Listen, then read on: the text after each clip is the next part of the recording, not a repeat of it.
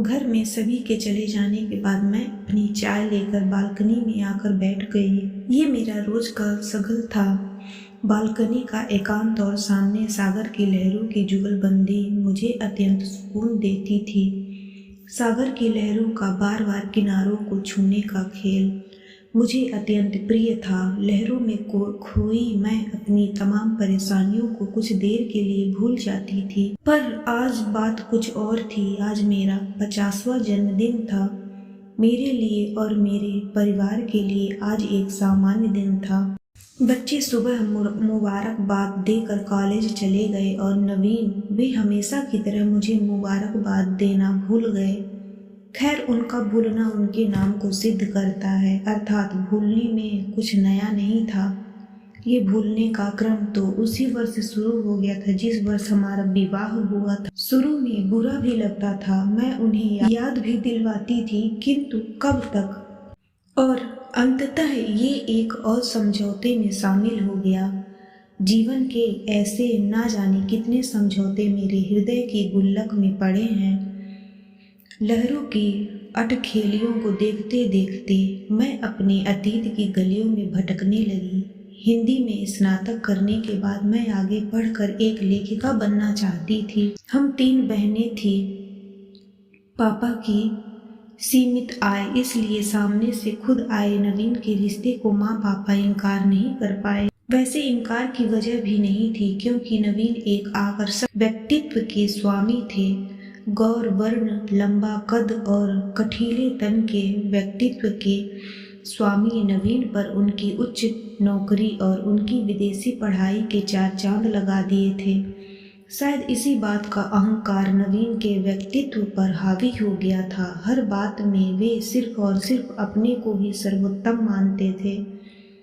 हर तर्क से अपनी बात मनवाते थे। वे सिर्फ अपने काम से प्रेम करते थे और मेरी इच्छाएं कोई मायने नहीं रखती थी। मेरा लेखिका बनने का स्वप्न भी टूट गया, क्योंकि उन्हें मेरा लिखना कतई पसंद नहीं था। कहीं बाहर घूमने जाना, मूवी देखना या फिर कुछ और नाम मात्र ही होता था। मैं उनसे कभी अपनी कुछ इच्छा जाहिर भी करती तो बहस, लड़ाई झगड़े पर बात खत्म होती। धीरे धीरे हमारे बीच वार्तालाप भी अत्यंत संक्षिप्त हो गई। जिस तरह एक कमरे में धूप हवा की कमी से उसमें सीलन की दुर्गंध आने लगती है, उसी तरह हमारे रिश्ते में भी प्रेम, समर्पण और अपनेपन की कमी से सीलन की दुर्गंध आने लगी थी। और यहीं से शुरू हो गया था मेरे समझौतों का सफर। आदित्य और अदिति के जन्म के बाद भी नवीन में कोई बदलाव नहीं आया। मैंने अपने आप को पूर्ण रूप से घर गृहस्थी और बच्चों को समर्पित कर दिया था, किंतु मेरे भीतर की लेखिका सदा बाहर आने को व्याकुल रहती। मैं अक्सर सोचती कि ईश्वर की अनुपम रचना है एक स्त्री। ये एक स्त्री का उत्कृष्ट रूप ही होगा जो ईश्वर ने स्त्री को एक नए जीव को जन्म देने का वरदान दिया है। स्त्री भले ही शारीरिक रूप से पुरुष की अपेक्षा कमजोर क्यों ना हो, किंतु मानसिक रूप से वो अधिक प्रबल है। समझौते, अपने अस्तित्व और सपनों का बलिदान अक्सर स्त्री की झोली में ही आते हैं, जिसे वो अपना भाग्य मानकर स्वीकार लेती है। अपनी इसी सोच भावनाओं को मैं नवीन से छुप छुप कर शब्दों में पिरोकर लेखनी का रूप देकर अपने आप को तृप्त कर लेती। समय पंख लगाकर उड़ने लगा। बच्चे बड़े हो गए और अपने अपने जीवन का अध्याय लिखने के लिए अपनी अपनी राह चल पड़े। हाँ, पर बड़े होते बच्चे मुझे समझाते और मेरा साथ देते, पर मुझे तो नवीन का साथ चाहिए था। इतने वर्ष बीत गए थे, अब तो नवीन के भीतर बदलाव आना, जीवन में उनके प्रेम से मेघों की वर्षा का अर्थ मेरे लिए ईश्वर का अनुपम उपहार होगा। मम्मी, आप कहाँ हैं? बच्चों की आवाज़ से मैं अपने अतीत की गलियों से वर्तमान में आ गई। अरे मम्मी, आप यहाँ बैठी हो, चलिए तैयार हो जाइए, कहीं बाहर चलते हैं। क्यों भाई, आज ऐसा खास क्या है? अरे मॉम, आज आपका 50वां जन्मदिन है तो कुछ खास तो बनता है ना। मैंने नम आंखों से उनकी तरफ देखा। मेरी मौन आंखों की भाषा वे अच्छे से समझ गए थे। कई बार शब्दों से ज़्यादा प्रबल होती है आंखों की भाषा। मम्मी, हम अच्छी तरह आपकी मन की बात समझते हैं। आज आपका स्पेशल डे है, प्लीज़ हमारे साथ चलिए, प्लीज़ हमारे साथ बाहर चलिए। बच्चों के स्नेह भरे निमंत्रण को मैं अस्वीकार नहीं कर पाई। हमारी गाड़ी एक कैफ़े के सामने रुकी। लाल गुलाब के फूल और लाल गुब्बारों से सजा कैफ़े बहुत खूबसूरत लग रहा था।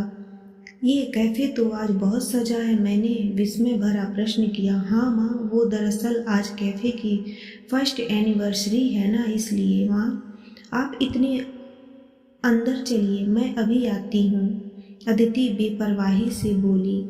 अच्छा माँ, आप चलिए, मैं गाड़ी पार्क करके आता हूँ, कहकर आदित्य चला गया। मैंने जैसे ही कैफ़े का दरवाज़ा खोला, रजनीगंधा के फूलों की भीनी भीनी महक ने मेरा स्वागत किया।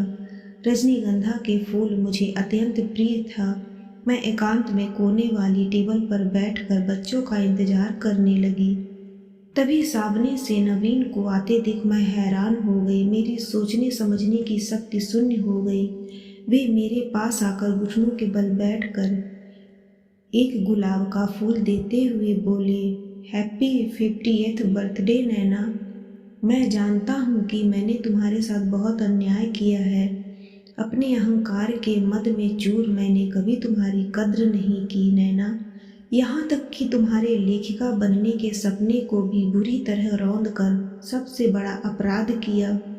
विवाह के बाद तुम जो सपने अपनी पलकों पर सजाकर मेरे घर आए, मैंने उन्हें आंसुओं में बदल दिया। मैं तुम्हारा अपराधी हूँ नैना। आज तुम्हारे स्पेशल डे पर मैं तुम्हें तुम्हारा सपना उपहार देना चाहता हूँ। I am sorry for everything Naina. आज तुम्हारे स्पेशल डे पर मैं तुम्हें तुम्हारा सपना उपहार देना चाहता हूँ।